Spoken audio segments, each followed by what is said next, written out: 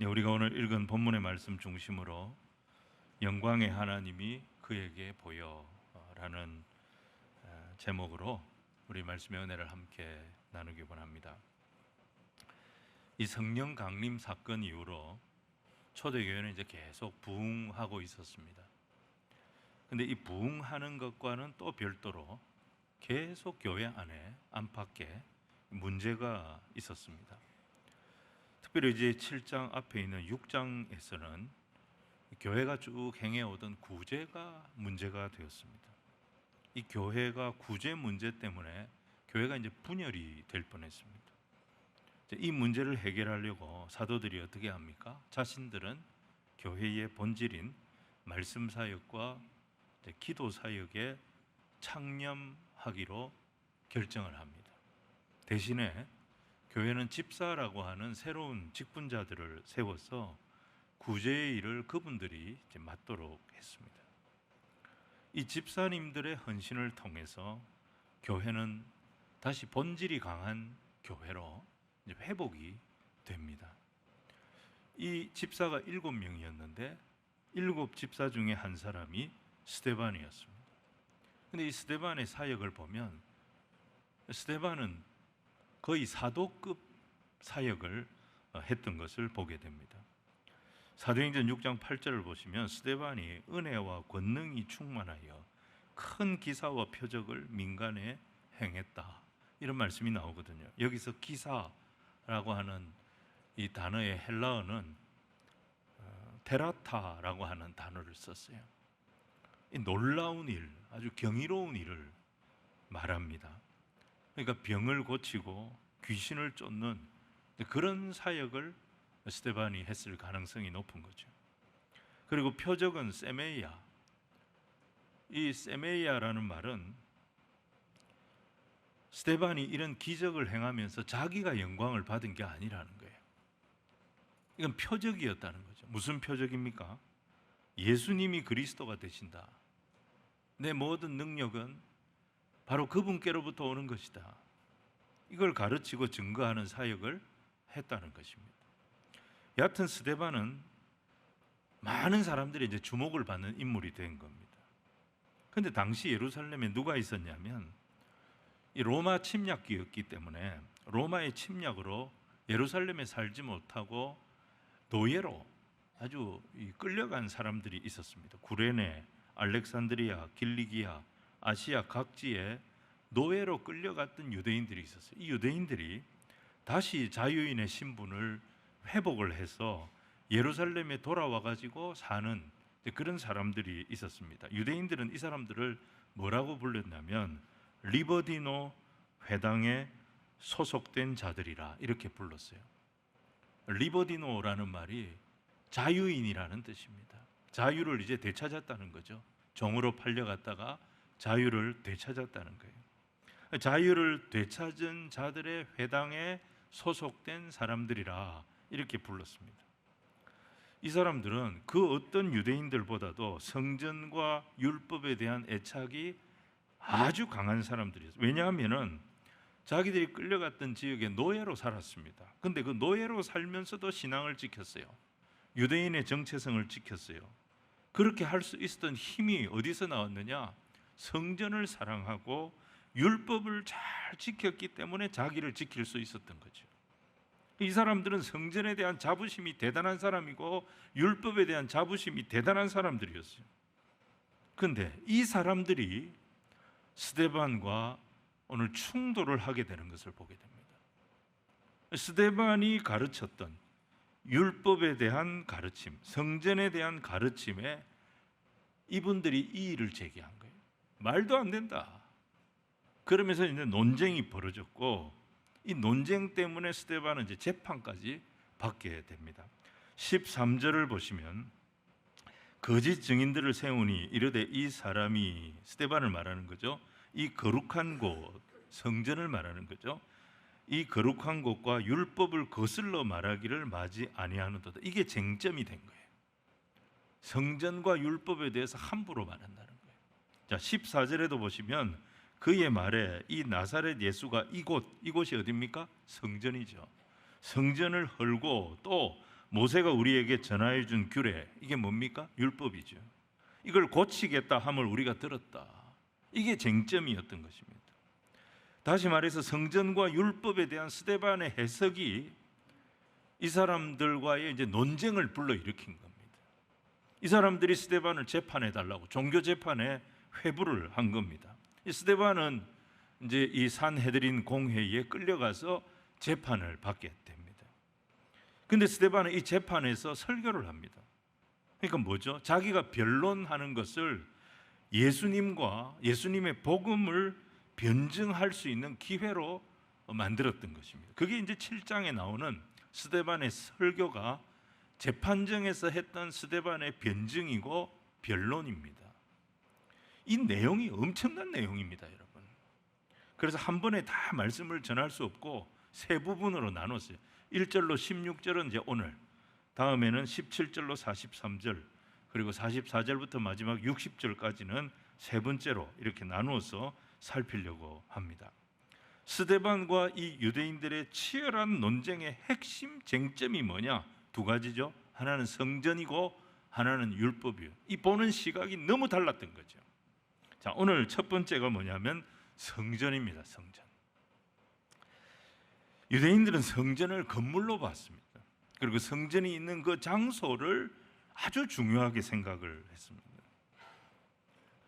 스데반은 어떻게 하면 이게 잘못된 믿음인가 하는 것을 변증하기 위해서 누구를 예를 드냐면 모든 유대인들의 조상인 아브라함을 예를 들어서 이 변증 설교를 시작을 합니다. 여러분 7장 2절 말씀을 같이 한번 읽겠습니다. 시작.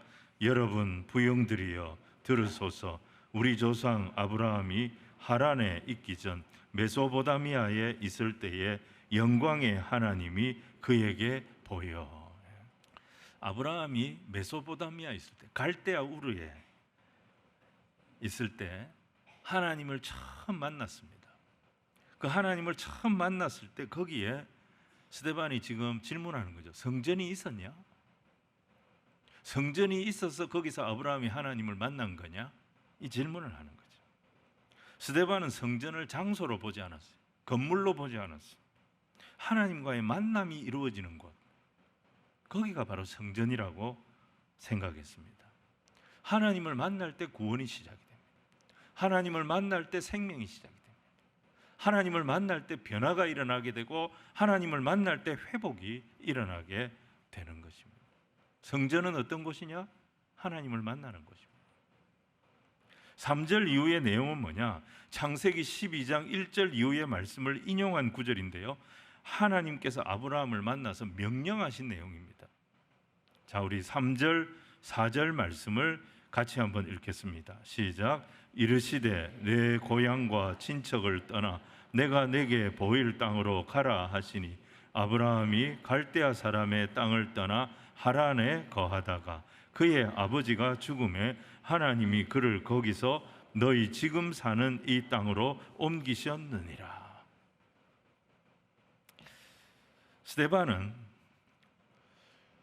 아브라함이 하나님을 만났을 때 하나님께서는 명령을 주셨어요. 말씀을 주셨어요. 그 말씀에 아브라함이 순종했습니다. 그러니까 하나님과의 인격적인 만남이 일어나는 곳에는 뭐가 이루어지느냐? 순종이 이루어진다는 거예요. 그러니까 하나님을 만나서 하나님의 말씀을 듣고 순종이 이루어지는 곳이 뭐냐? 거기가 바로 성전이라는 것입니다. 스데반에게 성전은 장소가 아니었어요. 스데반에게 성전의 가장 중요한 것은 하나님과의 만남이었습니다. 아브라함이 가나안 땅에 오기 전에 하나님과의 만남이 먼저였고, 그 후에 하나님께서 그를 또 그의 후손들을 가나안 땅에 심으셔서 이 땅이 하나님의 백성의 땅이 된 것은 그 다음의 일이라는 것입니다. 가나안 땅이 무슨 능력이 있어서 하나님을 만나게 해준 것이 아니라는 것입니다. 또 5절을 보면 아브라함이 가나안 땅에 오지만 하나님 어떻게 하죠? 땅을 안 줍니다. 발 붙일 땅도 주시지 않았다 그랬어요. 하나님이 주신 것은 오직 약속이었습니다. 자, 5절 말씀을 우리 같이 읽겠습니다. 시작. 그러나 여기서 발붙일 만한 땅도 유업으로 주지 아니하시고 다만 이 땅을 아직 자식도 없는 그와 그의 후손에게 소유로 주신다고 약속하셨으며, 우리는 하나님의 은혜를 말할 때, 하나님의 복을 말할 때 뭔가 가시적인 결과물이 있어야 된다라고 생각을 합니다. 근데 진짜 은혜와 복은 그런 게 아닙니다. 하나님을 만나는 게 은혜예요. 하나님을 만나는 게 복이에요.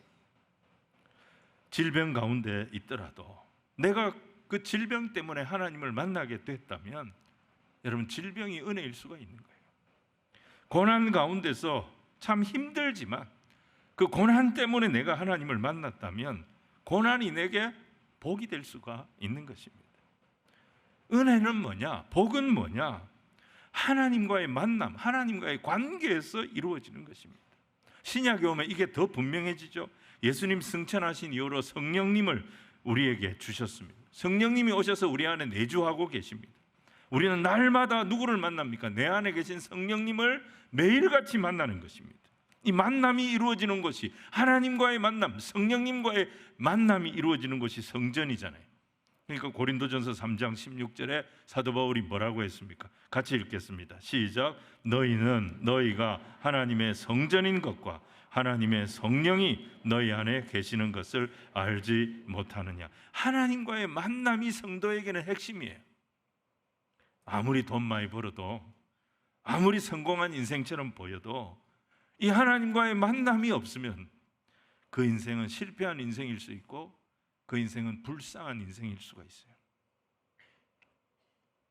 우리의 관심은 잘 되느냐 잘 못 되느냐 여기에 관심이 있습니다. 형통하냐 고난이냐. 형통하면 이게 복인 것 같고 고난이면 이게 망한 것 같고. 근데 그렇지 않습니다. 스데반의 설교를 보면 7장 6절에 이런 말씀이 있습니다. 하나님이 또 이같이 말씀하시되 그 후손이 다른 땅에서 나그네가 되리니 그 땅 사람들이 종으로 삼아 400년 동안을 괴롭게 하리라 하시고, 아브라함의 후손들에 대한 얘기죠. 아브라함의 후손들이 다른 땅으로 옮겨진다는 거예요. 그 다른 땅이 애굽이잖아요. 거기서 400년 동안 괴롭힘을 당한다는 거예요. 우리는 막 항의를 할 겁니다. 하나님 백성들이 괴롭힘을 당한다고요? 하나님 말씀대로 했는데? 하나님 말씀대로 애굽에 간 건데? 거기서 왜 하나님 백성들이 고난을 당해요? 자기 백성이 400년이나 고난을 당하는데 그 백성의 하나님은 뭐 했대요? 하나님 앞에 우리는 이런 항의를 하게 됩니다. 근데 여러분 생각해 보십시오. 이 고통이 없었다면, 그 풍요로운 애굽 땅에서 이 백성들이 하나님을 찾았을까요? 고통이 있었기 때문에, 괴롭힘을 당했기 때문에 이스라엘 백성들이 하나님을 찾은 거예요. 그 부르짖음 소리 때문에 이들은 애굽 땅에서 하나님을 만날 수가 있었어요. 그리고 하나님이 이들을 구원해 주십니다. 출애굽의 역사가 이어집니다. 그러니까 하나님의 모든 역사는 뭘 통해서 이루어지느냐? 만남을 통해서 이루어지는 거예요. 메소포타미아에서 전혀 믿을 생각이 없었던 아브라함을 하나님이 만나 주셨어요. 가나안 땅에서도 하나님이 만나 주셨어요. 애굽에서도 하나님이 고통 중에 만나 주셨어요. 그리고 나중에 바벨론의 포로로 끌려가서 나라가 망해서 완전히 버려졌지만 거기서도 하나님은 자기 백성을 만나 주십니다. 하나님과의 만남이 있어야 돼요. 하나님과의 만남만 있으면 그곳이 어떤 곳이든지 다 살아나는 역사가 일어나게 되는 것입니다. 성전의 본질은 건물이 아닙니다. 성전의 본질은 장소가 아닙니다. 성전의 본질은 하나님과의 만남인 것입니다. 여기서 스데반이 이 유대인들에게, 아주 격분해 있는 유대인들에게, 성전을 함부로 말했다고 격동하고 있는 유대인들에게 질문하고 있는 거예요. 너희 유대인들아, 너희는 성전 자랑하고 그렇게 성전을 입에 달고 사는데 이곳에서 진정한 하나님과의 만남을 경험하고 있니? 하나님 만난다면 너희 안에서 생명이 나와야 되고 사랑이 나와야 되고 긍휼이 나와야 되고 근데 이 화려한 성전에 대해서 자랑은 하고 있지만 너희들은 이 성전 안에서 여전히 다른 사람 미워하고 있고 다른 사람 죽이려고 하고 있고 여전히 자기 탐심, 자기 교만, 자기 욕망에 목말라 하고 있고, 야, 이 성전에 와봐야 하나님 만나지 못하고 너희들은 하나도 변하는 것이 없는데 이런 곳이 어떻게 성전이 될 수 있느냐, 이 질문을 하고 있는 거예요. 교회도 마찬가지입니다. 여러분, 이곳에서 제일 중요한 일은 사람 만나는 것이 아닙니다. 내 영혼이 하나님과 만나는 이 만남의 역사가 오늘도 이곳에서 일어나야 될 줄로 믿습니다. 이게 없으면 우리는 그냥 사교 클럽에 온 거예요. 하나님 만날 때 찬송하게 됩니다. 세상과 나는 간 곳 없고 구속한 주만 보이도다. 이 영광의 하나님을 찬송하는 거예요. 크고 두려우신 하나님, 내 상식과 내 계획과 내 지식과 내 경험 밖에서 나를 인도하고 계신 그 하나님, 그 하나님을 경험하는 곳이 바로 성전이 되는 것입니다.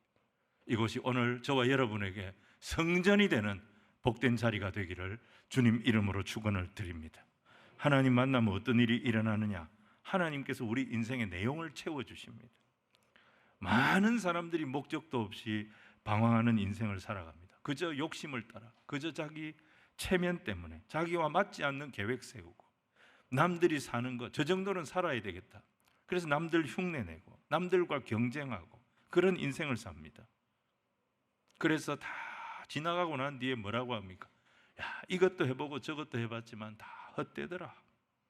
그래서 우리 인생이 누구를 만나야 되냐면 나를 만드신 분, 나를 구원하신 나의 하나님을 만나야 하는 거예요. 하나님 만나면 하나님께서 내 인생을 채워주십니다. 하나님 만나기 전에는 내용이 없어요. 하나님 만나기 전에는 껍데기밖에 없어요. 내 인생을 내 인생이라고 말할 게 아무것도 없어요. 무엇을 위한 인생인지 자신 있게 말할 수가 없어요. 그런 인생의 전성기가 언제 오느냐? 젊을 때, 힘 있을 때, 돈 있을 때가 아닙니다. 모세 인생의 전성기 언제 왔습니까? 40대가 아니었습니다. 소망 없이 나이 80이 됐는데도 모세는 처가살이 하고 있었습니다. 세상에 80살까지 처가살이 하는 사람이 어디 있습니까? 모세는 80세에도 지 양떼가 없었어요. 장인의 양떼를 먹이고 있었어요. 이렇게 찌질하게 살던 모세가요, 불타는 떨기나무 앞에서 하나님을 만나게 됩니다. 그때 비로소 모세 인생에 꿈도 꾸지 못했던 전성기가 시작이 됩니다. 여러분, 인생의 내용도 하나님이 채워주셔야 되고 그 인생을 감당할 힘도 우리 하나님이 채워주셔야 합니다. 스스로 전성기라고 생각했을 때 모세는 죄짓고 도망쳤잖아요. 하지만 자기가 볼 때는 이게 끝이구나, 자기가 볼 때는 이제 소망이 없구나, 그렇게 생각했을 때 그때에도 하나님을 만났더니 그의 인생의 새 역사가 시작이 되었던 겁니다. 병중에 계십니까? 모든 힘 다 빠지고 내 인생 비참하다고 여기십니까? 내 인생의 내용은 내가 채우는 것이 아닙니다. 환경이 만들어주는 거 아닙니다. 하나님께서 개입하시면, 하나님께서 나를 만나주시면, 하나님이 나를 채워주시면 내 인생의 새 역사가 시작될 줄로 믿습니다. 하나님을 만나셔야 합니다. 성전의 핵심이 뭐냐? 바로 이 하나님과의 만남입니다. 오늘도 이 예배 중에 우리 주님을 만나셔서 사망이 생명되고 눈물이 기쁨되고 절망이 소망되는 크고 놀라운 역사를 맛보는 주의 자녀들이 다 되시기를 주님 이름으로 축원을 드립니다. 두 번째는 율법이에요. 율법의 목적은 뭐냐? 성전의 목적은 하나님을 만나는 것이었는데 율법의 목적은 사람 만드는 겁니다. 출애굽기 31장, 신명기 9장 보시면 하나님 모세에게 율법을 돌판에 새겨주시죠. 이건 돌판에 잘 간직하라고 새겨주신 게 아닙니다. 이 율법을 대대로 가르쳐서 율법대로 사는 백성 만들어라, 율법대로 사는 사람 만들라고 주신 것입니다. 그래서 성경 보시면 에스겔 36장, 예레미야 31장, 고린도후서 3장 3절 이런 데 보시면 돌판 자랑하지 마라. 돌판을 자랑하지 말고 그 돌판에 새긴 말씀을 네 마음판에 새겨라. 그렇게 말씀했잖아요. 율법의 목적은 그 율법 받은 거 자랑하는 것이 아니라 사람을 만드는 데 있습니다.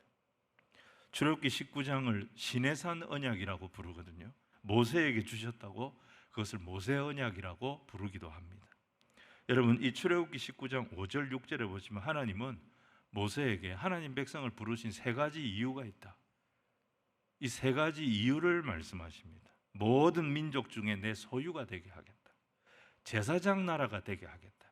거룩한 백성이 되게 하겠다. 이 세 가지가 하나님이 우리를 부르신 목적이라는 것입니다.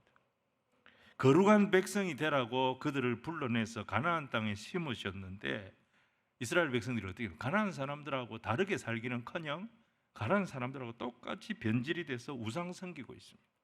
자기 욕심대로 살고 있어요. 그들의 음란을 쫓아가서 살고 있어요. 뭐가 깨진 겁니까? 거룩이 깨진 거죠. 다른 게 하나도 없잖아요. 신앙인의 힘이 어디서 나오느냐? 다르게 사는 데서 나오는 겁니다. 남들 다 놀러 갈 때 우리는 주일에 여기 와서 예배 드리잖아요. 다르게 사는 거죠. 남들은 자기가 번 돈 다 자기 거라고 자기 마음대로 쓰지만 우리는 이걸 하나님이 주신 거라고 하나님께 감사하고 구별해서 11조 드리고 그렇게 하잖아요. 이게 다르게 사는 거예요. 거룩한 백성은 압니다. 내가 전부가, 내 지식이 전부가 아니고 내 경험이 전부가 아니라는 것을 압니다. 거룩한 백성은. 내 위에 누가 계시냐? 초월자가 계신다. 내 위에 누가 계시냐? 전능자가 계신다. 이걸 인식하고 살기 때문에 항상 두렵고 떨림으로 그분의 기쁘신 뜻을 쫓아 사는 거예요. 이게 거룩한 백성, 다르게 사는 거예요.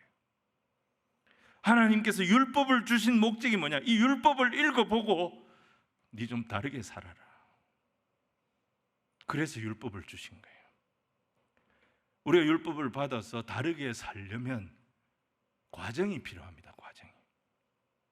이걸 설명하러 스데반은 누구를 등장시키냐면 자기 설교에 요셉을 등장시킵니다.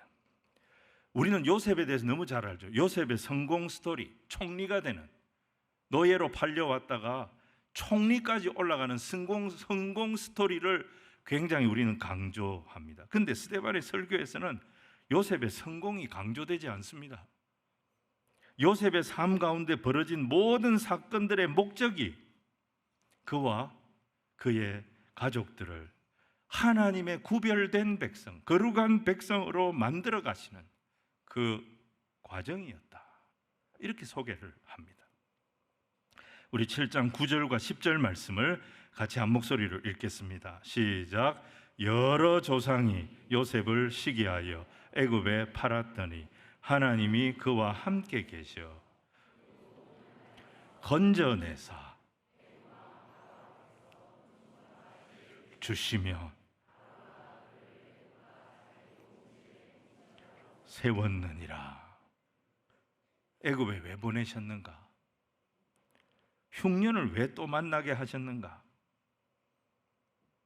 요셉이 애굽에 간 것은 요셉을 사지로 그 형제들이 내몬 겁니다. 그게 형제입니까? 이 형제들 다시는 안 볼 철천지 원수보다도 더 나쁜 놈들이라 생각할 텐데 하나님 이 형제들 다시 만나게 하시죠. 그 이유가 뭐겠어요? 요셉을 변화시켜서 그 요셉을 통해서 변화된 요셉을 통해서 요셉의 형제들까지 다 변화시켜서 이 백성을 거룩한 백성 삼아 가시려는 하나님의 큰 목적 속에 이 모든 일이 이루어졌다는 것입니다.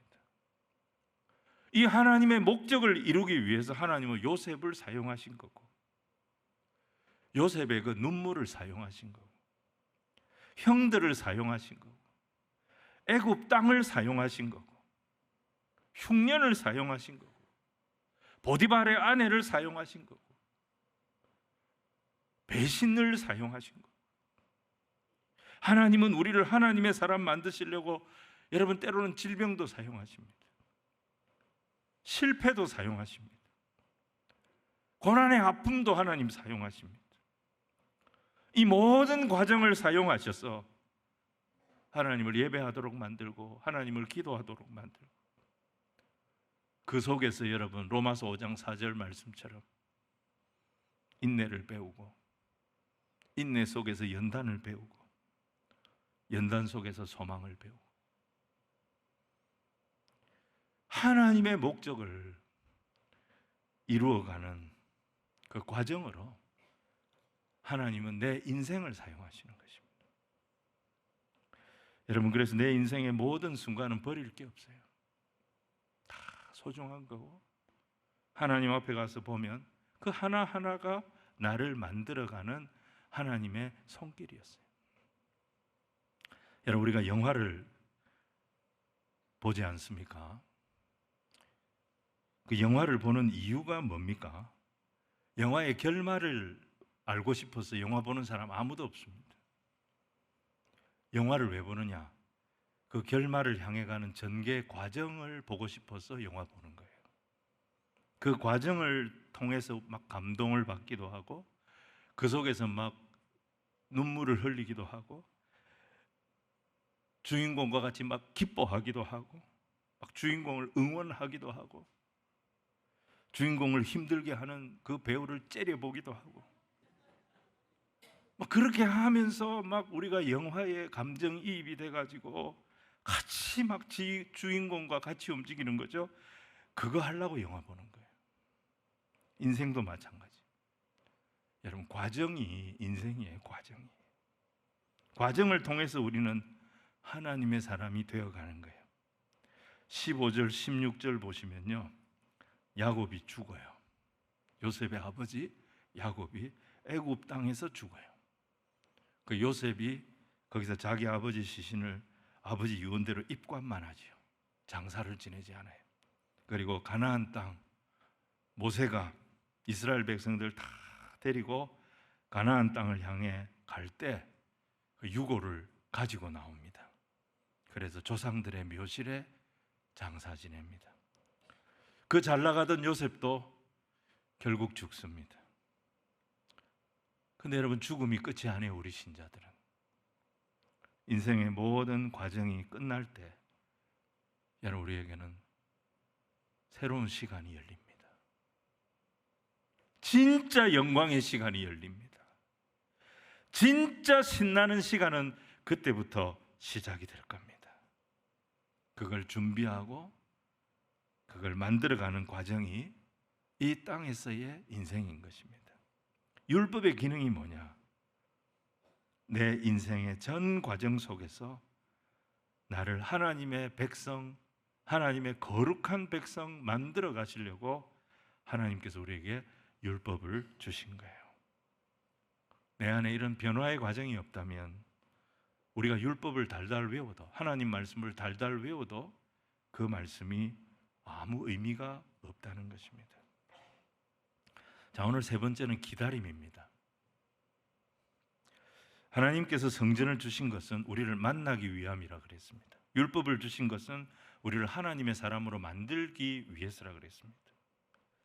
성전에서 하나님 우리를 만나 주시고 율법으로 우리를 거룩한 백성 만들어 가십니다. 그 과정이 우리의 인생이라 그랬습니다. 이 과정을 살아가는 인생에게 하나님이 지혜를 주십니다. 우리는 하나님을 알 수가 없어요. 하나님을 알지 못하는 인생이 하나님의 말씀을 따라가는 이 과정을 감당해 갈 수 있도록 만들기 위해서 하나님이 주시는 지혜가 있는데 그게 기다림이에요. 기다림. 여러분, 유대인들의 율법 해설서라고 할 수 있는 미드라시, 이 미드라시 우리가 너무 잘 아는 이야기가 있습니다. 그게 무슨 얘기냐면 솔로몬 왕이 금 세공업자를 불러가지고 반지를 만들어 오라고 합니다. 이게 미드라시에 나오는 이야기입니다. 이야기. 그러면서 명령을 내리는데 그 반지에 글을 새겨오라는 거예요. 무슨 글이냐면, 내가 아무리 이 세상에서 승승장구해도 교만하지 않고 내가 어떤 위기와 실패를 만나도 좌절하지 않을 그런 교훈을 새긴 반지를 만들어 오라고 명령한 겁니다. 이 금세공사가 이 반지에 뭐라고 새겨왔냐면 이 또한 지나가리라 이렇게 새겨왔다는 거예요. 이 글귀를 보고 솔로몬이 탐복을 했다는 겁니다. 무슨 얘기입니까? 인생은 다 지나가는 과정이라는 것입니다. 성공도 과정이고요, 실패도 과정이에요. 승리도 과정이고요, 패배도 과정이에요.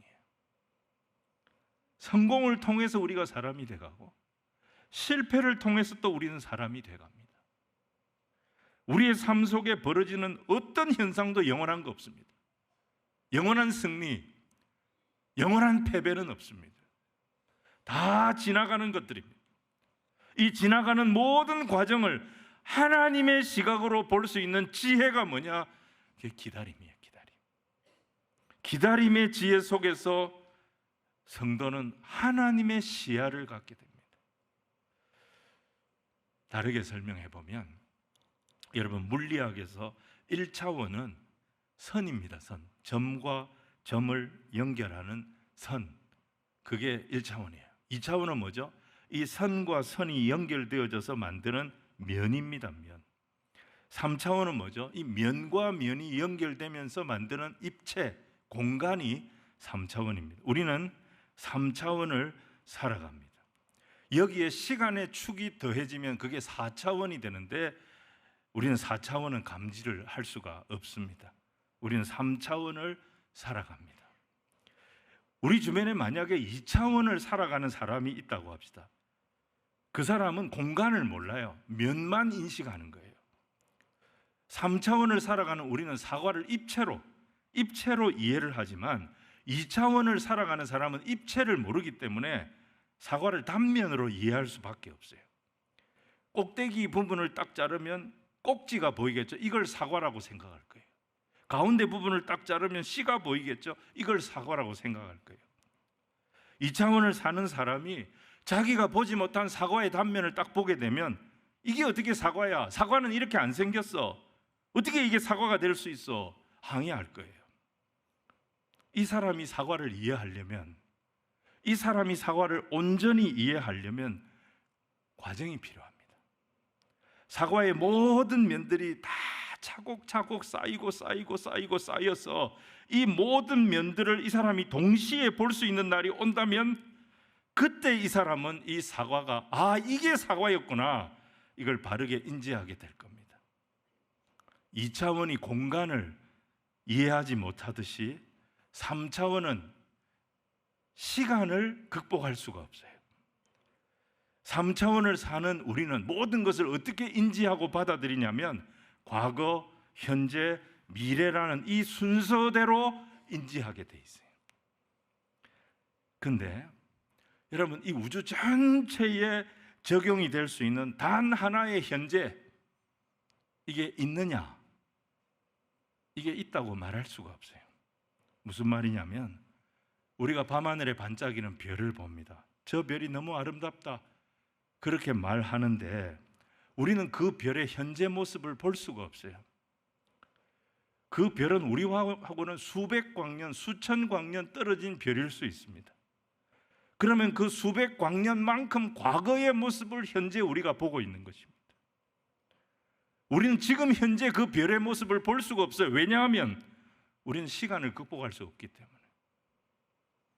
그런 우리가 한 차원 위로 올라가서 시간을 극복하고 과거, 현재, 미래의 그 별의 모습을 동시에 다 볼 수 있다면 그때 가면 그 별의 현재 모습을 우리가 볼 수 있겠죠. 근데 그건 인간에게 불가능한 것입니다. 여러분, 이 시간의 흐름을 초월하신 분이 하나님이십니다. 영생, 영원이라는 것은 시간이 계속된다는 의미가 아니라 이 시간의 한계를 초월하셨다, 이 시간을 벗어난 존재라, 이런 의미가 됩니다. 그래서 예수 그리스도는 어제나 오늘이나 영원토록 동일하시다, 이런 하나님이 예수님이신 거예요. 3차원은 4차원을 이해 못합니다. 2차원이 3차원을 이해 못하듯이 3차원도 4차원을 이해할 수 없어요. 우리는 하나님을 이해할 수 없어요. 그런데 여러분, 우리가 이해할 수 없는 이 하나님을 우리의 시간 속에서, 우리의 한계 속에서 그 하나님을 나의 하나님으로 받을 수 있는 방법이 뭐냐? 그게 바로 기다림이에요. 기다림. 하나님은 기다림이 필요가 없는 분이세요.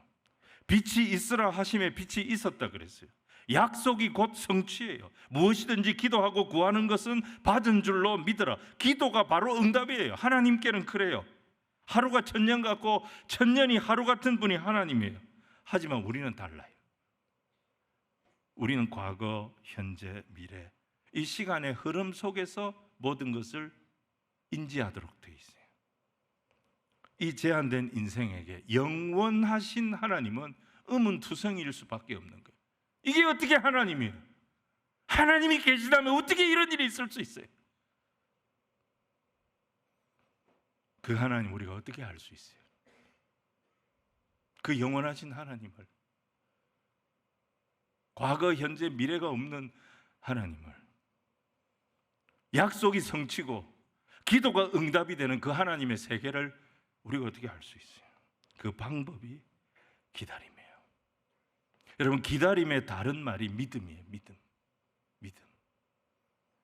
그래서 헬라어 성경은 이 믿음을, 이 우리가 말하는 믿음을 뭐라고 번역을 했냐면 에무나. 이 에무나라는 말은 버틴다는 뜻입니다. 견딘다는 뜻입니다. 믿음으로 견뎌가면서 내가 하나님 백성으로 만들어지는 것입니다. 믿음으로 견뎌가는 그 과정 속에서 하나님의 말씀을 하나하나 이해해 가는 것입니다. 하나님의 말씀이 이해가 되면서 세상을 이겨나갈 하늘의 능력을 얻게 되는 것입니다.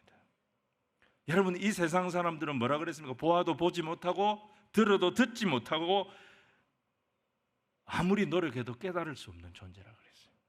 근데 우리는 보고 듣고 깨달아 아는 능력을 주십니다.